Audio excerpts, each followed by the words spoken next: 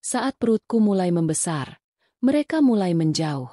Katanya aku hanya beban. Katanya aku menghalangi jalan mereka menuju kehidupan yang lebih layak. Aku diusir tanpa ampun, hanya membawa luka dan anak dalam kandungan. Tapi hari ini, di depan gedung kantorku yang menjulang, mereka berdiri lunglai, menunduk, menanti belas kasihan. Dan aku hanya menatap mereka, bisu, tapi menang. Sebelum memulai ceritanya, jangan lupa klik like, komen, dan subscribe dulu ya. Biar tidak ketinggalan cerita selanjutnya. Aruna bukan perempuan yang banyak bicara. Sejak kecil ia belajar bahwa diam lebih aman daripada berharap terlalu banyak. Ia menikah dengan Rangga, lelaki yang dulu menjanjikan dunia, dengan senyum, dengan genggaman tangan yang terasa meyakinkan. Tinggal di rumah mertua adalah awal dari banyak kompromi yang tak pernah ia sepakati. Bu Mirna, ibu mertua yang penuh gengsi, melihat Aruna seperti noda di lembaran keluarga mereka. Perempuan tak jelas, bisik lirih yang terdengar setiap pagi, dibungkus senyum basa-basi. Namun Aruna bertahan. Ia percaya cinta bisa menumbuhkan sabar. Ia memasak tanpa diminta, membersihkan rumah tanpa keluhan, dan mengandung anak pertama mereka tanpa satupun pelukan hangat.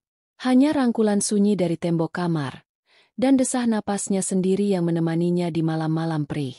Rangga makin sibuk, makin jauh, pulang hanya untuk tidur, bicara hanya jika perlu. Matanya tak lagi memandang Aruna sebagai rumah, melainkan sebagai beban yang tak ingin diakui. Tapi Aruna tetap berharap bahwa mungkin semua ini hanya fase, bahwa nanti, saat bayi mereka lahir, semuanya akan berubah. Ia salah. Di dunia yang tampak tenang ini, luka sudah mulai tumbuh perlahan. Seperti benih busuk yang tertanam di tanah basah, ia menunggu waktu untuk pecah. Dan Aruna? Ia belum tahu bahwa rumah yang dibangun dari cinta sepihak adalah rumah yang akan runtuh pertama kali saat badai datang. Pagi itu hujan rintik-rintik. Langit seperti ikut merasakan apa yang tersembunyi di dada Aruna.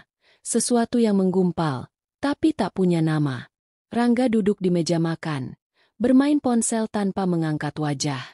Aruna meletakkan semangkuk sup hangat di hadapannya. Ia ingin mengatakan sesuatu tentang janin mereka yang mulai menendang pelan, tentang betapa ia merasa lelah tapi bahagia. Tapi yang keluar dari mulutnya hanya, "Ini sup ayam kesukaanmu." Rangga tak menjawab, hanya suara sendok dan denting gelas. Dingin. Terlalu biasa untuk disebut cinta. Sore harinya, Bu Mirna memanggilnya ke ruang tamu. Wajahnya penuh senyum palsu, seperti biasanya. "Tolong jangan ganggu Rangga dengan cerita-cerita kehamilanmu. Dia sedang fokus urusan kerja." Aruna menunduk. Ia tahu maksud dari kalimat itu. Ia tak diharapkan. Bahkan bayinya pun bukan kabar bahagia di rumah ini. Tiap malam, Aruna mulai mendengar bisik-bisik. Telepon yang diangkat Rangga diam-diam. Obrolan yang hanya terjadi di lorong saat ia sudah berpura-pura tidur. Dan wajah itu, wajah Rangga yang tak sama lagi saat pulang. Ada raut terburu-buru, dan wangi parfum yang bukan miliknya. Tapi Aruna bukan perempuan yang suka menuduh. Ia belajar menelan curiga seperti menelan air mata. Perlahan, pahit, dan tak ada yang peduli. Ia hanya menatap cermin di kamar. Wajahnya yang pucat, matanya yang sayu, dan perutnya yang mulai membuncit. "Sabarlah, nak," bisiknya pada janin di dalam sana. "Kita cuma punya satu sama lain." Dan malam itu, di tengah keheningan, Aruna mulai merasa, bukan hanya tak dihargai, tapi mulai ditolak perlahan, seolah kehadirannya adalah kesalahan. Ia belum tahu. Ini baru awal dari semuanya. Malam itu angin bertiup lembut. Tapi dada Aruna terasa sesak. Perasaannya seperti benang kusut. Tak bisa dijelaskan, hanya bisa dirasakan. Ada sesuatu yang berubah. Bukan di luar, tapi di dalam. Dalam dirinya. Dalam cara Rangga memandangnya. Dalam cara rumah ini bernafas. Ia menatap langit-langit kamar yang retaknya makin panjang. Seperti hatinya menganga pelan, menunggu pecah. Rangga pulang lebih larut dari biasanya. Kemejanya berantakan, Matanya tak mau menatap. Dan saat Aruna hendak membukakan pintu kamar, Rangga hanya berkata lirih, "Aku capek." Jeng ganggu. Bukan nada keras. Tapi ada sesuatu yang jauh lebih menyakitkan dari teriakan. Ketidakpedulian. Hari demi hari, firasat itu tumbuh seperti rumput liar di hati Aruna. Ia mulai memperhatikan jejak lipstik samar di kemeja Rangga. Parfum perempuan yang anehnya semakin akrab di hidungnya. Dan ekspresi Bu Mirna yang terlalu ramah, terlalu pura-pura. Kadang ia mendapati tawa pelan di telepon. Tawa Rangga yang tak pernah ia dengar lagi saat berbicara dengannya. Kadang ia menangkap percakapan yang terhenti saat ia muncul. Aruna mulai berbicara dengan dirinya sendiri di kamar mandi. "Tenang. Jangan curiga. Mungkin kamu cuma sensitif karena hormon." Tapi hatinya menolak. Batin seorang istri tak bisa dibohongi. Di malam sepi, ia mulai menulis surat untuk dirinya sendiri. Bukan untuk dikirim, tapi untuk menjaga akal sehat. Ia tulis, "Jika suatu hari aku harus memilih, aku akan memilih bertahan, tapi bukan dalam rumah yang melukai." Tak ada tempat mengadu. Tak ada tangan yang menggenggam. Hanya sunyi dan firasat yang terus berbisik. "Kau akan ditinggalkan, Aruna." Tapi tidak sekarang. Mereka sedang menyiapkan caranya. Dan saat ia memandang ke cermin malam itu, ia berkata dalam hati, "Aku tak tahu harus bersiap untuk apa. Tapi aku tahu, aku tak boleh runtuh." Rumah itu besar. Dindingnya putih. Halamannya luas. Tapi sejak beberapa bulan terakhir, Aruna merasa seperti tinggal di ruang kosong tanpa jendela. Udara dingin. Mata orang-orang yang tinggal bersamanya bahkan lebih dingin. Ia duduk di ruang makan, mengaduk sup yang sudah tak lagi hangat. Di seberangnya, Bu Mirna asyik menonton sinetron, tertawa di sela-sela menggosip lewat telepon. Sementara Rangga, entah di mana. Belakangan, rumah ini hanya jadi tempatnya ganti baju. Tak ada lagi, "Bagaimana kabarmu?" Tak ada yang menanyakan bagaimana kondisi kandungannya. Tak ada yang peduli ketika pagi tadi ia hampir pingsan saat mencuci baju di belakang rumah. Ia berjalan pelan ke kamar, membawa tubuhnya yang lelah dan perut yang makin berat. Di cermin, matanya tak bersinar. Tak ada cahaya cinta. Tak ada harapan. Hanya perempuan yang semakin hilang bentuknya oleh luka-luka yang dipaksa diam. Aruna menyalakan ponsel lama yang hampir tak pernah berbunyi. Tak ada pesan dari Rangga. Hanya satu notifikasi dari aplikasi kehamilan. "Usia janin Anda kini 25 minggu." Ia tersenyum kecil. Setidaknya ada satu hal di dunia ini yang menemaninya tumbuh. Bayinya. "Terima kasih, Nak," bisiknya pelan, sambil mengelus perutnya. "Saat dunia memunggungiku, kamu tetap tinggal." Malam itu, ia mendengar tawa di ruang tengah. Rangga dan ibunya berbicara begitu ringan, seolah Aruna tak pernah ada. Mereka tertawa soal rencana liburan, soal investasi tanah baru. Sementara Aruna, istri sah, ibu dari anak yang sedang tumbuh di rahimnya, hanya jadi bayangan yang lewat tanpa suara. Satu-satunya yang memanggil namanya adalah kesepian. Dan malam makin dalam, saat Aruna mulai mengerti. Ia tak lagi dianggap, bahkan oleh orang yang pernah bersumpah akan mencintainya seumur hidup. Di rumah yang katanya tempat pulang, ia justru merasa terusir tanpa harus disuruh pergi. Sendiri. Sepenuhnya sendiri. Dalam sunyi yang pelan-pelan menggerogoti. Hari itu langit mendung, dan Aruna merasa napasnya lebih berat dari biasanya. Perutnya kian besar, langkahnya melambat. Tapi seperti biasa, tak ada yang peduli. Bu Mirna hanya lewat, menyapu pandangan ke arahnya sejenak, lalu kembali sibuk menata vas bunga. Rangga belum pulang 3 hari. Aruna sudah tak menanyakan lagi. Ia tak ingin jawaban yang akan menambah perih. Ia hanya ingin melahirkan dengan selamat. Itu saja. Sore itu, saat sedang menyapu kamar Rangga, ponselnya tertinggal di meja. Layar menyala. Sebuah pesan masuk. Aruna tak pernah berniat mengintip. Tapi kali ini, jantungnya berkata lain. "Sayang, aku nggak sabar tinggal satu rumah sama kamu. Aku benci harus pura-pura sama istrimu. Dikirim oleh kontak bernama Nadine.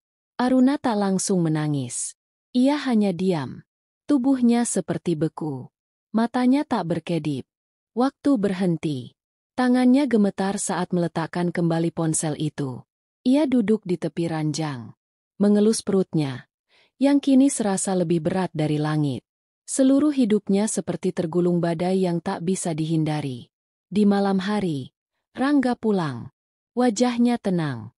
Terlalu tenang untuk seorang suami yang sedang menghancurkan rumahnya. Aruna menatapnya lama. Dan untuk pertama kalinya, ia bertanya dengan suara lirih namun tajam.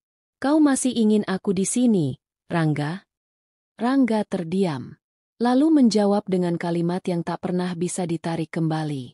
Aku kira kamu sendiri sudah tahu jawabannya. Kalimat itu seperti palu yang menghantam dadanya. Tak berteriak, tak meledak, tapi mengiris, perlahan, dalam, ke titik terdalam dari perempuan yang pernah berharap terlalu banyak.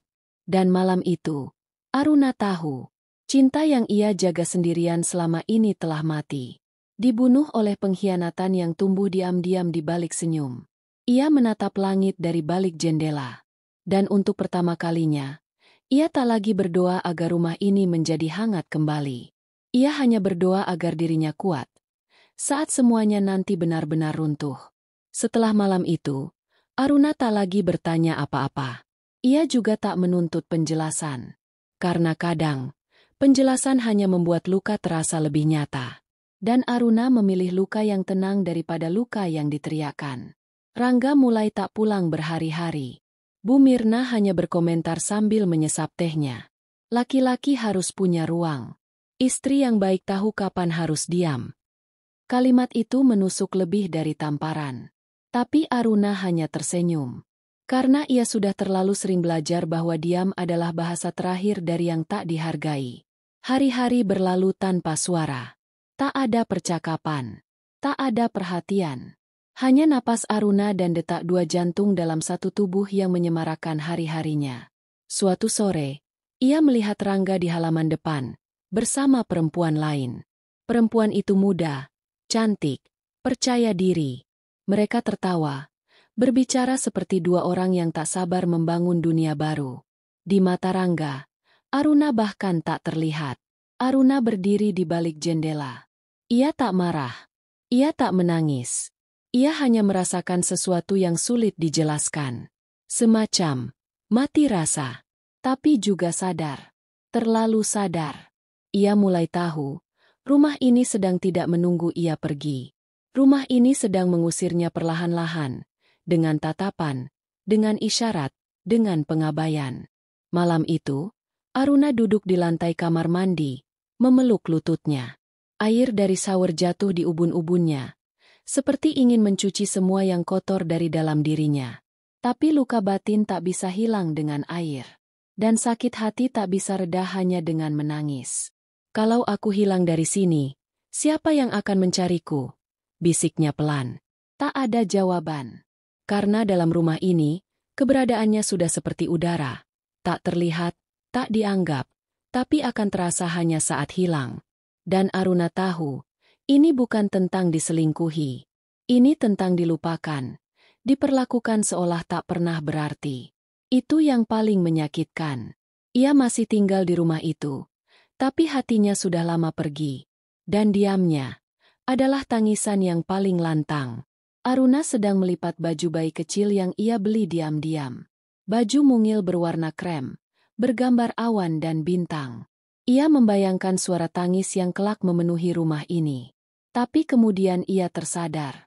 Tangis itu takkan disambut bahagia. Mungkin, justru akan dianggap mengganggu. Siang itu, Bu Mirna memanggilnya ke ruang tamu. Rangga duduk di sampingnya. Wajah mereka datar, tanpa raut belas kasihan. Aruna. Suara Bu Mirna tenang tapi tajam. Kita pikir, untuk sementara, lebih baik kamu tinggal di tempat lain. Supaya lebih tenang menjalani kehamilanmu. Aruna menatap mereka dalam diam. Rangga bahkan tak berani membalas pandangan itu. Ia hanya menunduk, Seperti anak kecil yang tahu dirinya salah tapi terlalu pengecut untuk mengaku. Sementara Aruna bertanya, suaranya nyaris tak terdengar. Ya, nanti setelah melahirkan, kita bicarakan lagi. Bicarakan apa? Bagaimana caranya bicara pada orang yang telah menyingkirkanmu seperti karpet usang? Tak ada teriakan. Tak ada air mata. Hanya keheningan yang begitu pekat. Sampai-sampai detik jam di dinding terdengar seperti dentuman palu penghakiman. Aruna berdiri pelan. Mengangguk sopan. Lalu kembali ke kamar. Menutup pintu dengan pelan. Dan duduk di lantai. Hari itu, ia mengemasi hidupnya ke dalam satu koper kecil. Tak banyak yang ia bawa. Hanya beberapa baju, dokumen, dan foto ultrasonografi yang ia simpan di dalam buku doa. Ketika malam turun, ia melangkah keluar rumah itu tanpa pamit. Tanpa pelukan. Tanpa tangisan perpisahan. Tak ada satupun yang mengantar. Bahkan pintu tak ditutupkan untuknya. Ia berjalan pelan menyusuri trotoar dengan perutnya yang berat. Dan beban tak terlihat yang jauh lebih berat dari itu. Tak ada tumpangan. Tak ada tempat pasti yang dituju. Tapi entah bagaimana, langkahnya terasa mantap. Mungkin karena untuk pertama kalinya, ia tahu, ia tak akan kembali. Ia telah dibuang. Bukan dengan kata-kata kasar, tapi dengan cara paling halus dan menyakitkan. Seolah semuanya demi kebaikannya sendiri. Seolah merekalah yang bijak. Dan Arunalah yang tak mampu menjaga rumah tangganya. Padahal yang sesungguhnya terjadi adalah mereka menyingkirkan kebaikan, karena merasa kebaikan itu terlalu membebani. Dan malam itu, langit menatap Aruna yang kini tak punya siapa-siapa. Tapi perlahan, mulai punya dirinya sendiri. Kontrakan itu kecil. Catnya mengelupas. Lantainya dingin. Tapi malam pertama di sana terasa lebih jujur daripada rumah mewah yang baru saja ia tinggalkan. Tak ada yang memaksanya tersenyum. Tak ada tatapan yang menyuruhnya menghilang. Hanya kesunyian, dan dirinya sendiri. Untuk pertama kalinya, Aruna tidur di kasur tipis, beralaskan tikar. Perutnya makin besar, tubuhnya mudah lelah. Tapi ia menolak menangis. Air matanya sudah kering di hari-hari sebelumnya. Saat ia masih berharap dipeluk dan dihargai. Hari-hari berlalu lambat. Ia tak punya pekerjaan. Tak punya penghasilan. Ia makan seadanya. Kadang hanya nasi dan garam. Sesekali menahan lapar. Karena uang harus disisihkan untuk persalinan yang belum tahu di mana akan dilakukan. Kadang bayi dalam kandungannya menendang pelan. Isyarat kecil bahwa masih ada kehidupan yang mempercayainya. Yang bergantung padanya. Dan Aruna akan tersenyum, meski hanya sebentar, sebelum kembali menatap langit-langit bocor di atasnya. Suatu pagi, ia pingsan di kamar mandi. Tak ada yang tahu, tak ada yang datang menolong. Ia terbangun sendiri, dengan tubuh basah dan dingin, serta rasa nyeri di punggung. Ia merangkak ke tempat tidur, menatap langit sambil mengatur napas. Sabar ya, nak, ibu masih ada, bisiknya lirih. Sementara itu, Rangga sedang pamer kemesraan dengan wanita barunya di media sosial. Mereka tersenyum di restoran mahal, dengan caption tentang cinta yang katanya, datang di waktu yang tepat. Aruna membacanya, lalu mematikan ponselnya. Bukan karena marah, tapi karena tak ingin hatinya mati lebih jauh dari ini. Dan Bu Mirna? Tak ada kabar. Tak ada tanya apakah cucunya sehat. Mereka semua seolah lega karena Aruna akhirnya keluar dari hidup mereka. Malam itu, hujan deras mengguyur kota. Atap kontrakan bocor. Air menetes di sudut ruangan. Aruna duduk memeluk lututnya. Tubuhnya gemetar karena dingin, karena takut, karena sendiri. Dan di malam yang panjang itu, ia berkata pada dirinya sendiri, aku sudah kehilangan segalanya. Tak ada yang bisa diambil lagi dariku. Tapi jika aku masih hidup besok pagi, itu artinya aku belum kalah. Dan fajar yang datang keesokan harinya, tak membawa jawaban, tapi membawa secercah tekad yang belum pernah ia miliki sebelumnya. Tekad untuk bangkit, bukan untuk membalas, tapi untuk tidak mati di titik ini. Pagi itu, Matahari muncul malu-malu dari balik jendela kusam kontrakan Aruna. Hujan semalam menyisakan genangan kecil di pojok ruangan. Namun ada sesuatu yang berbeda. Bukan pada langit, bukan pada cuaca, tapi pada napas Aruna yang mulai terasa lebih ringan. Seolah tubuhnya mulai menerima luka sebagai bagian dari perjalanan, bukan akhir dari segalanya. Ia duduk di lantai, menyuap bubur seadanya sambil menulis di buku kecil yang selalu ia bawa. Bukan puisi, bukan catatan keluhan, tapi daftar. Daftar kecil berjudul, "Yang bisa kulakukan walau hancur." Nomor 1, bertahan. Nomor 2, melahirkan dengan selamat. Nomor 3, menjadi seseorang yang bisa kubanggakan saat bercermin. Hari itu, ia pergi keluar rumah untuk pertama kalinya sejak dibuang. Tubuhnya lemah, tapi langkahnya pelan dan pasti. Ia berjalan ke sebuah kafe kecil di ujung jalan. Tua, tak ramai, tapi ada papan bertuliskan, "Mencari asisten harian." Pemilik kafe adalah seorang pria tua bernama Pak Hashim. Tatapannya tajam tapi teduh. Ia melihat Aruna, bukan dengan curiga, tapi dengan iba yang tak merendahkan. "Bisa kerja cuci piring, pel, bersih-bersih." Aruna mengangguk. Cepat sekali. Ia tak keberatan kotor. Ia hanya butuh tempat untuk memulai.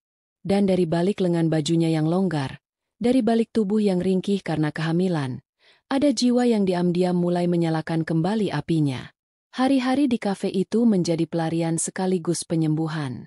Ia mulai mengenal dunia yang tak memandangnya sebagai beban. Ia belajar menyeduh teh, membersihkan meja, mencatat pesanan. Ia juga mulai mendengarkan cerita dari pelanggan, melihat orang-orang yang juga memikul luka, tapi tetap bisa tertawa. Pak Hashim tak banyak tanya. Tapi suatu sore, ia berkata lirih, "Kamu bukan perempuan biasa. Nak, luka kamu dalam. Tapi kamu masih bisa berdiri. Itu tidak semua orang bisa." Ucapan itu menusuk. Tapi kali ini, bukan karena sakit. Karena itu pertama kalinya sejak lama, ada seseorang yang percaya Aruna masih punya harga diri. Dan malam itu, sebelum tidur, Aruna menulis lagi. "Hari ini aku tak menangis. Mungkin ini hari pertama aku mulai sembuh." Hari-hari di kafe kecil itu berjalan seperti aliran sungai yang tenang.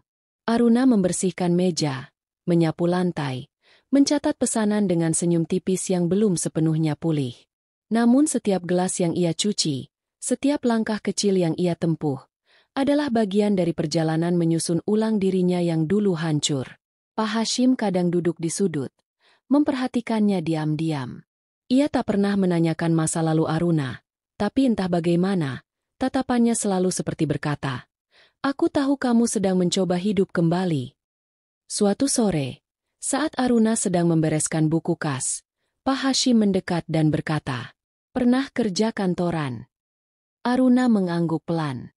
"Dulu, sebelum menikah." "Masih ingat cara mengelola keuangan?" "Sedikit." Pak Hashim tersenyum. "Besok kamu bantu saya pegang pembukuan. Sudah waktunya kamu naik kelas."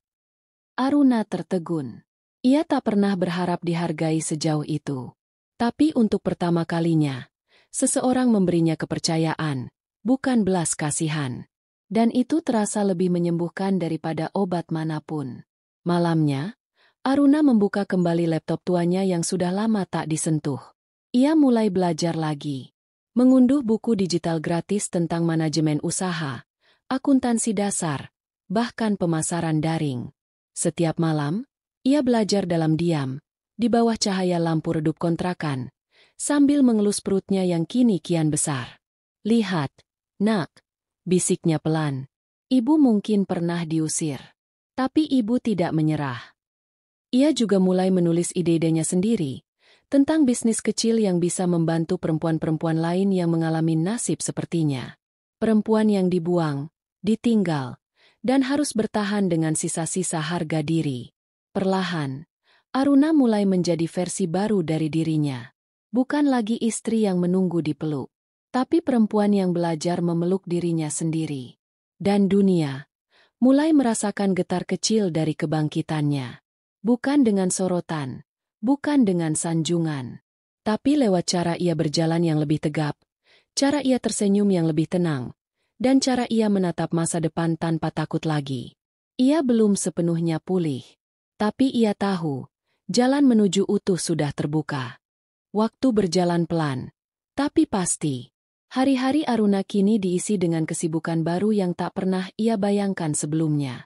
Dari mencatat keuangan kafe, ia kini mulai membantu memoles media sosial kecil-kecilan untuk tempat itu. Ia memotret menu dengan kamera ponsel tuanya, menulis caption dengan nada hangat yang menyentuh. Dan entah bagaimana, pelanggan mulai datang lebih banyak. Beberapa dari mereka kembali. Tak hanya untuk kopi, tapi karena merasa nyaman. Pak Hashim melihat semuanya. Kadang tertawa kecil di balik koran sambil bergumam. Kalau begini terus, kamu bisa buka usahamu sendiri suatu hari nanti. Aruna hanya tersenyum. Tapi dalam hatinya, benih itu mulai tumbuh. Benih mimpi. Bukan untuk balas dendam, tapi untuk jadi lebih kuat, agar tak lagi diinjak. Di sela-sela kesibukannya, Aruna tetap sendiri. Namun kesendiriannya kini bukan lagi kesepian. Ia telah berdamai dengan sunyi. Sunyi yang tidak menghakimi. Sunyi yang mengajarkannya menjadi perempuan yang tahu arah langkahnya.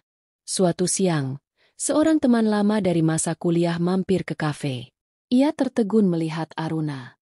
Aruna, kamu kerja di sini? Nada suaranya samar, antara terkejut dan tak percaya. Aruna tersenyum pelan. Iya.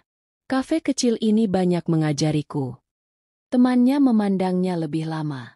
Ada rasa heran dalam tatapannya, karena perempuan yang dulu dikenal pendiam dan penurut, kini duduk dengan sikap yang berbeda. Lebih tegap, lebih kuat, lebih tenang. Dan kabar tentangnya mulai berhembus. Pelan, tapi tak bisa dihentikan. Orang-orang mulai tahu bahwa Aruna tidak jatuh dan tinggal di tanah. Ia bangkit. Dengan caranya sendiri, tanpa gaduh, tanpa membuat semua orang tahu. Sementara itu, di sudut kota lain, Rangga mulai kehilangan arah. Usahanya mengalami penurunan. Nadine, yang dulu tampil bersinar, kini lebih sering marah-marah karena uang tak sebanyak dulu. Dan perlahan, rumah tangga baru yang dibangun di atas pengkhianatan, mulai retak dari dalam. Aruna tak tahu, dan kalaupun tahu, ia tak akan peduli, karena saat dunia mulai memperhatikannya kembali, Aruna justru semakin sibuk membangun dirinya sendiri. Malam itu, ia membuka catatan lamanya. Daftar yang dulu ia tulis waktu hampir menyerah. Ia membaca ulang, dan menambahkan satu kalimat baru di bawahnya. Aku bukan korban. Aku adalah bukti bahwa luka tidak harus diakhiri dengan dendam. Kontrakan itu masih sederhana, masih dingin, tapi kini punya suasana baru. Di atas meja kecil, Aruna menaruh tumpukan berkas dan laptop yang setiap malam ia pelajari. Ia mulai mengikuti kelas daring gratis tentang kewirausahaan. Ia membaca e-book tentang cara membangun merek, mengelola keuangan, dan memahami pasar digital. Semua dilakukan dalam diam, tanpa unggahan di media sosial, tanpa memberitahu siapapun. Ia bukan lagi perempuan yang ingin dilihat.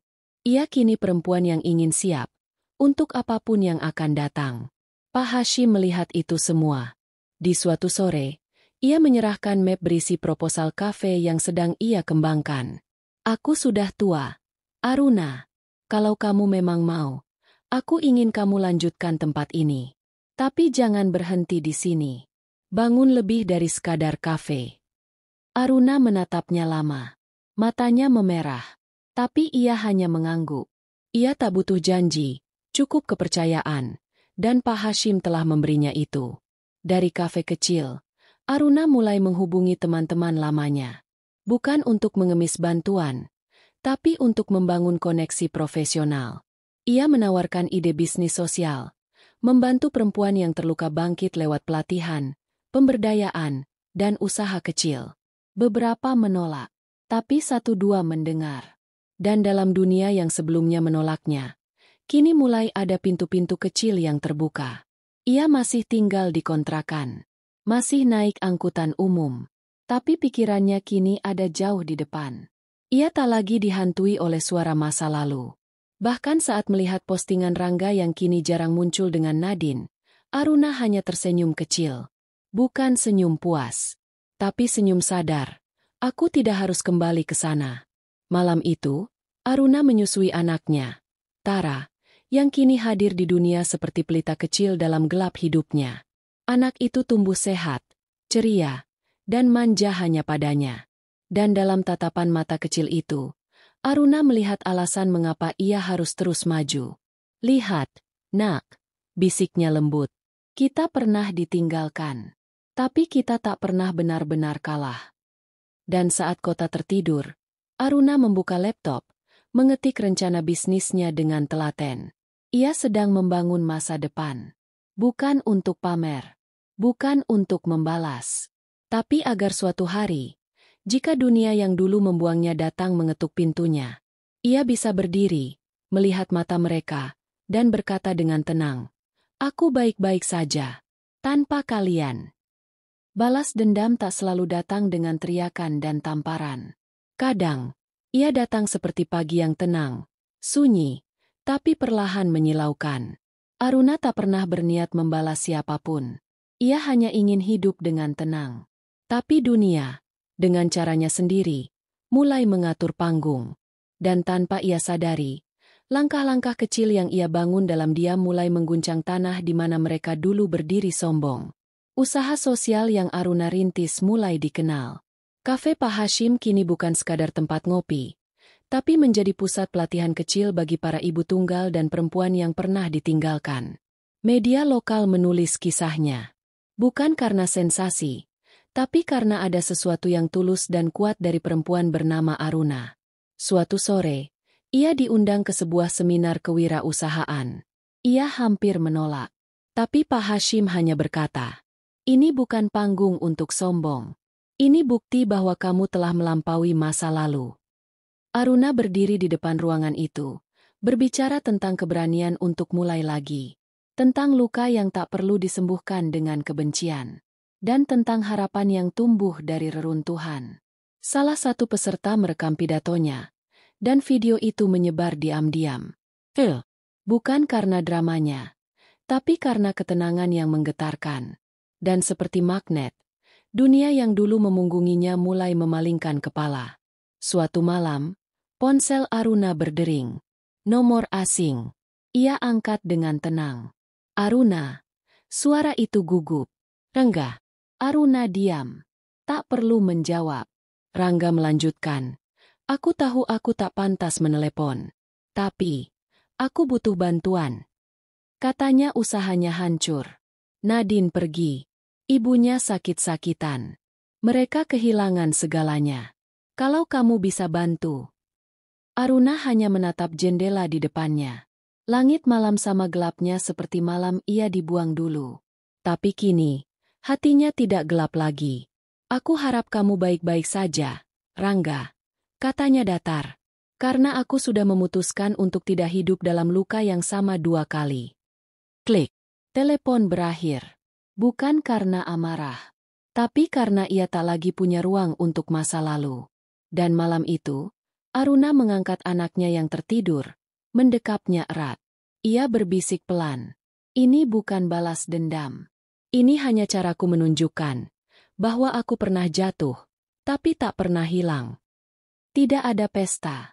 Tidak ada pengumuman kemenangan. Aruna tidak mengunggah foto-foto pencapaiannya.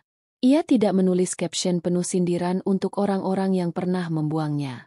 Ia hanya hidup. Diam-diam. Penuh. Utuh. Usaha sosialnya kini berkembang. Ia menyewa ruang kecil di tengah kota untuk mewadahi perempuan-perempuan yang ingin belajar kembali berdiri. Beberapa menjahit, beberapa membuat kue, beberapa sekadar datang untuk saling menguatkan. Tempat itu diberi nama Rumah Kedua. Dan setiap kali Aruna masuk ke sana, ia merasa seperti masuk ke rumah yang seharusnya. Bukan rumah dari darah atau pernikahan, tapi dari luka yang disembuhkan bersama. Tak banyak yang tahu, Aruna adalah pendirinya. Ia tak mau jadi wajah. Ia hanya ingin jadi akar, yang menumbuhkan, tanpa harus terlihat. Suatu hari, seorang relawan berkata, "Kamu tahu, banyak dari mereka yang datang ke sini karena melihat videomu." Katanya, "Kamu bukan cuma menginspirasi, kamu menyelamatkan." Aruna hanya tersenyum. Ia tahu, ia bukan penyelamat siapa-siapa. Ia hanya seseorang yang menolak mati saat ditinggalkan.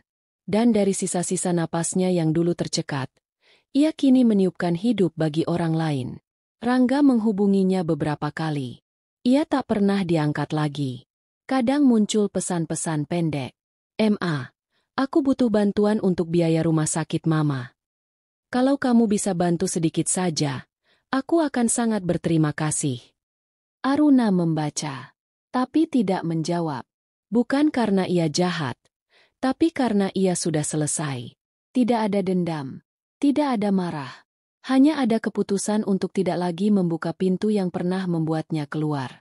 Dan ketika seseorang bertanya, "Bagaimana caramu membalas orang yang pernah menyakitimu?" Aruna hanya menjawab lirih, dengan tidak menjadi seperti mereka.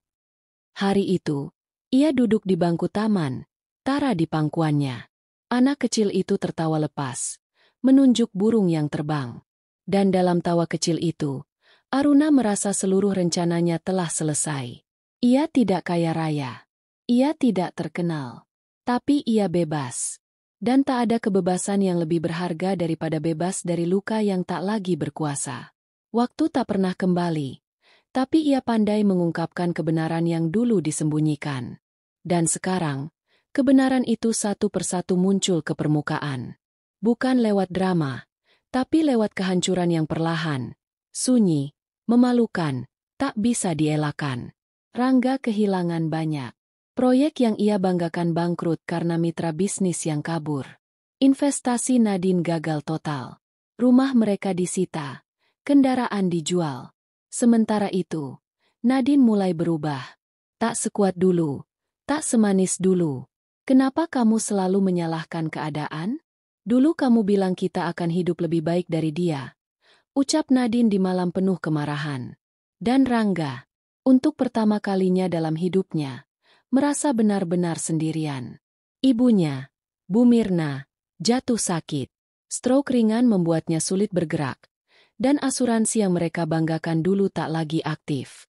Satu demi satu, orang-orang yang dulu ikut tertawa atas pengusiran Aruna, kini mulai kehilangan tempat berpijak. Lalu datanglah hari itu, hari ketika mereka datang ke rumah kedua. Rangga berdiri di luar pagar, mengenakan pakaian lusuh.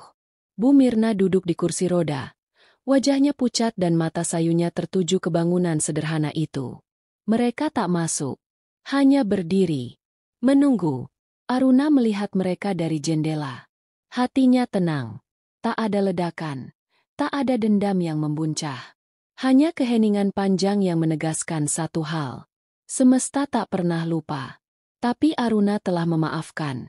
Bahkan sebelum mereka meminta. Ia tak keluar. Ia hanya menatap dari jauh. Tara bermain di pangkuannya. Tertawa dengan boneka kertas yang ia buat sendiri.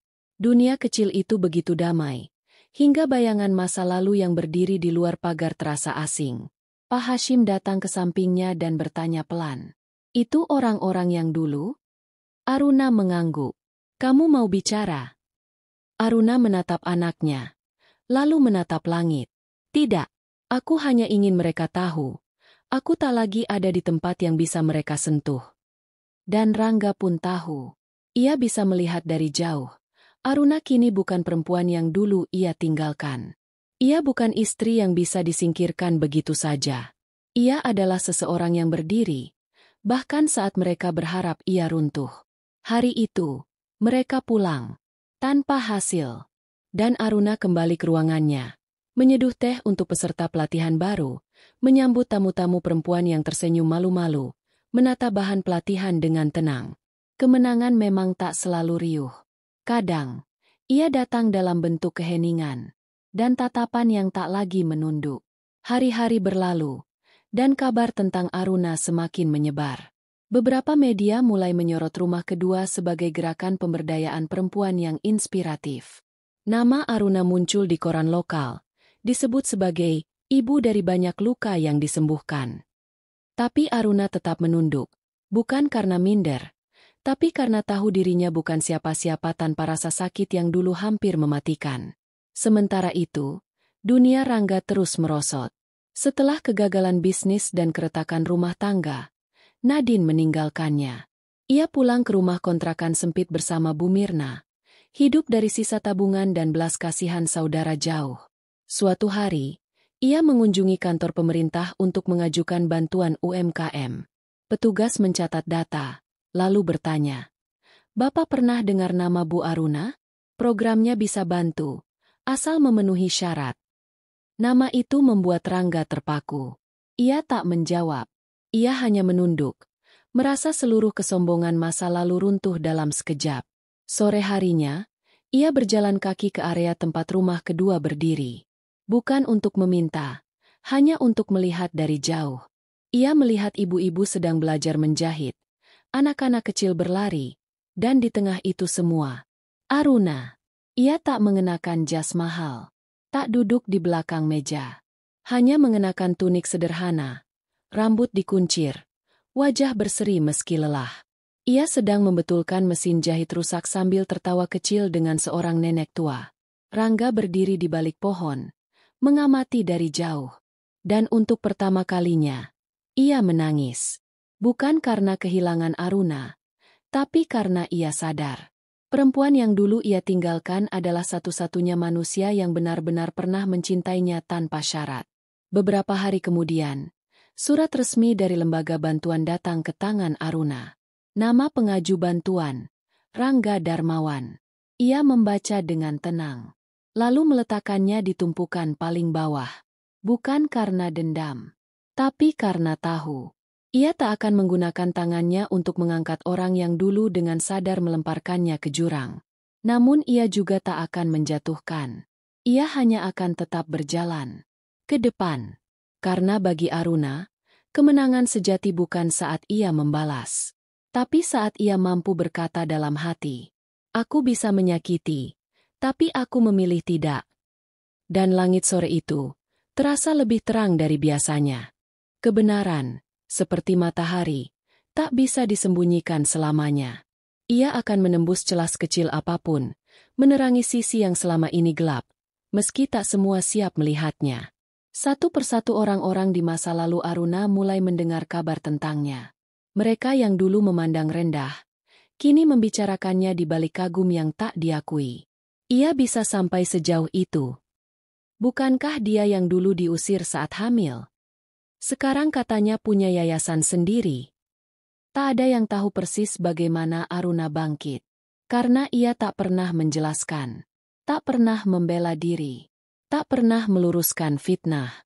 Ia hanya melangkah, dan membiarkan langkahnya yang bersuara.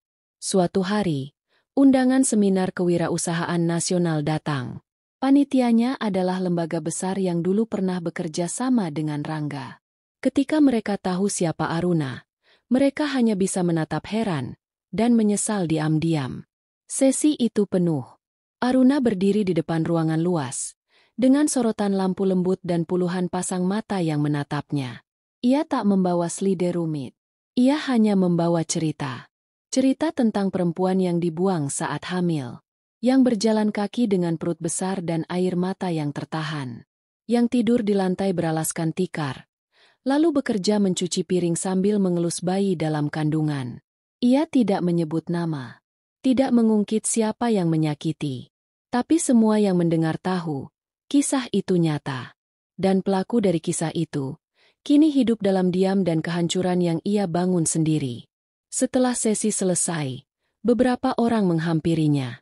Ada yang ingin bersuah foto, ada yang ingin berguru, dan ada yang hanya dia menatap, lalu menunduk, karena malu. Di antara kerumunan itu, Aruna melihat wajah yang tak asing. Rangga. Ia berdiri jauh di belakang, tak mendekat, hanya menatap. Mata yang dulu penuh ego, kini penuh air. Namun Aruna tak beranjak. Tak ada dendam. Tak ada sapaan. Tak ada pengakuan yang ia butuhkan. Karena apa yang perlu dibuktikan sudah terlihat. Bukan lewat kata, Tapi lewat hidup yang kini ia jalani. Malam itu, Aruna kembali ke rumah kedua, disambut pelukan kecil Tara yang menunggu di pelataran. Anak itu mencium pipinya dan berkata, "Ibu cantik banget hari ini." Dan Aruna tersenyum. Karena pengakuan paling jujur tak datang dari mereka yang dulu meremehkan, tapi dari anak kecil yang ia lahirkan dengan luka, dan kini tumbuh dengan cinta. Hidup tak pernah benar-benar meminta kita membalas. Ia hanya menunggu, sampai kita cukup kuat untuk memilih, melanjutkan, atau tinggal di luka yang sama. Hari itu, Aruna menghadiri undangan dari sebuah instansi pemerintahan. Programnya akan mendapatkan dukungan resmi. Rumah kedua kini akan meluas ke kota lain. Di antara tamu undangan, nama-nama dari masa lalunya muncul kembali. Beberapa pejabat, beberapa kolega lama Rangga, bahkan Nadine duduk di barisan belakang. Aruna berjalan melewati mereka dengan tenang. Langkahnya ringan, bajunya sederhana. Tapi seluruh ruangan tahu, perempuan itu bukan orang biasa. Setelah acara, seorang staf membisikkan, Pak Rangga dan Bu Nadine juga mengajukan program bantuan. Tapi tidak disetujui. Banyak masalah legal. Aruna hanya mengangguk. Ia tak tertarik mengorek lebih jauh. Ia tahu, kadang kehancuran tidak perlu dirancang. Ia datang sendiri kepada mereka yang menanamnya. Beberapa hari kemudian, Rangga datang ke rumah kedua. Kali ini bukan untuk meminta. Ia hanya berdiri, menunduk, dan berkata, "Aku tahu aku tak pantas dimaafkan. Tapi aku minta satu hal. Jangan benci aku seumur hidupmu." Aruna menatapnya. Lama. Ada luka yang masih tertinggal. Tapi bukan luka yang menyala. Hanya jejak. Dan jejak tak pernah bisa dihapus. Hanya dilalui. "Aku tidak membencimu," jawabnya. "Aku bahkan sudah tak memikirkanmu." Itu bukan sindiran. Itu kenyataan. Rangga terdiam. Wajahnya kosong. Lalu ia berbalik. Pergi seperti angin yang kehilangan arah. Dan saat pintu rumah kedua tertutup kembali, Aruna merasa sesuatu dalam dirinya ikut tertutup. Untuk selamanya. Ia duduk bersama Tara di ruang kerja kecilnya. Anak itu menggambar rumah dengan atap berwarna ungu. "Ini rumah kita ya, Bu?" "Ya, ini rumah kita." Bukan rumah dari batu, tapi rumah dari keberanian, pengampunan, dan harga diri. Aruna tak pernah membalas, tak pernah mempermalukan. Ia hanya pergi, dengan kepala tegak, langkah yang utuh, dan hati yang tak lagi menyimpan luka. Dan itu, lebih menyakitkan bagi mereka yang pernah merendahkannya, daripada 1000 kata makian. Tak semua akhir butuh tepuk tangan. Tak semua kemenangan harus dirayakan dengan sorak dan sorai. Kadang, kemenangan sejati adalah saat kita duduk tenang, dan tak lagi merasa perlu menjelaskan apa-apa kepada siapapun. Aruna kini tinggal di rumah kecil yang ia beli dengan hasil usahanya sendiri. Tak mewah, tapi hangat. Taman mungil di halaman, beberapa pot bunga, dan suara tawa Tara yang mengisi pagi-pagi mereka. Ia tak lagi memikirkan kemana Rangga pergi, atau bagaimana hidup Nadine berakhir. Nama-nama itu sudah lepas dari ruang jiwanya. Ia tak menyimpan apa-apa, kecuali pelajaran. Setiap hari, Aruna bangun lebih pagi dari matahari, menyiapkan bekal untuk Tara, menyeduh teh, lalu membaca sebentar sebelum berangkat ke rumah kedua. Ia tak pernah membayangkan akan menjalani hidup seperti ini. Bukan kaya raya, bukan terkenal, tapi damai. Dan damai adalah kemewahan yang tak semua orang bisa beli. Ia masih memakai baju-baju sederhana. Masih menyapa dengan senyum pelan. Tapi orang-orang di sekitarnya tahu, di balik ketenangan itu, ada kekuatan yang dibentuk oleh luka paling dalam. Ia mulai diundang ke lebih banyak forum. Dikenal sebagai pendiri gerakan yang tak hanya menyelamatkan perempuan, tapi juga membangunkan harga diri mereka. Namun setiap kali selesai dari panggung, ia tetap pulang sendiri, naik kendaraan umum, lalu berjalan kaki menembus gang kecil menuju rumahnya. Karena bagi Aruna, hidup bukan tentang naik ke atas, tapi tentang kembali, dengan kepala tegak. Tetangganya menghormatinya. Bukan karena ia sering berbicara, tapi karena caranya diam. Ada wibawa dalam kesederhanaan. Ada keanggunan dalam keteguhan yang tak banyak bicara. Suatu hari, seorang jurnalis bertanya, "Apakah Anda tidak pernah ingin membalas orang-orang yang dulu menyakiti Anda?" Aruna hanya tertawa kecil. "Tidak, karena saya terlalu sibuk membangun hidup saya." Dan malam itu, ia duduk di beranda rumah, memandangi bintang-bintang. Tara tertidur di pangkuannya, membawa buku cerita yang belum sempat selesai dibacakan. Angin menyapu lembut rambutnya. Dan di tengah keheningan, Aruna tahu, ia tak lagi hidup untuk membuktikan apa-apa. Ia hanya hidup. Dan itu, lebih dari cukup. Hidup tak pernah benar-benar memberi jawaban yang utuh. Kadang kita harus belajar menerima bahwa tidak semua luka butuh obat. Beberapa cukup dibiarkan sembuh sendiri. Seiring waktu, seiring keberanian untuk tetap hidup. Aruna kini bukan siapa-siapa di mata dunia yang mencari sensasi. Ia bukan bintang, bukan selebriti, bukan tokoh viral yang jadi bahan trending. Tapi di mata mereka yang pernah diselamatkannya, ia adalah cahaya. Tenang, tidak menyilaukan. Tapi cukup hangat untuk membuat orang percaya bahwa luka bisa sembuh.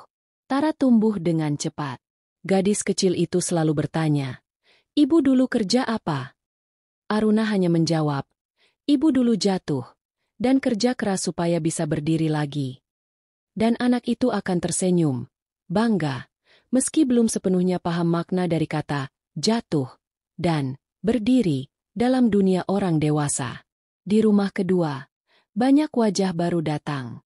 Beberapa dari mereka adalah korban pengkhianatan. Beberapa datang dengan tubuh utuh, tapi jiwa yang remuk. Aruna menerima mereka dengan pelukan yang tak banyak kata. Karena ia tahu, perempuan yang terluka tak butuh nasihat panjang. Mereka hanya butuh tempat aman, untuk hancur dan dibangun kembali. Ia tak pernah mencatat siapa yang dulu menyakitinya. Tak pernah menghitung kerugian yang ia alami. Yang ia simpan hanyalah nama-nama perempuan yang kini tersenyum kembali setelah sebelumnya hampir menyerah pada hidup. Dan itulah kemenangannya. Bukan pada jumlah uang, bukan pada gelar atau piagam, tapi pada kemampuan untuk menjadi utuh, tanpa harus menghancurkan siapapun. Suatu malam, saat kota tertidur, Aruna menulis sesuatu di buku lamanya. Buku yang dulu menjadi tempat curhatnya ketika dunia terlalu berat. "Aku tidak mengalahkan mereka. Aku hanya berhenti membiarkan mereka mengalahkanku. Aku tidak menyakiti. Aku hanya menyembuhkan diri sendiri, dan terus berjalan. Dan kini, aku tidak butuh penonton untuk percaya bahwa aku menang. Karena yang paling penting, aku percaya pada diriku sendiri." Ia menutup buku itu perlahan, mematikan lampu, dan tidur dengan tenang. Di luar sana, mungkin masih ada yang membicarakannya. Mungkin masih ada yang menyesal telah mengusirnya. Tapi Aruna tak lagi peduli. Karena kemenangan batin tak pernah butuh sorotan. Ia hanya butuh hati yang sudah pulih dan langkah yang tak lagi gemetar. Tamat.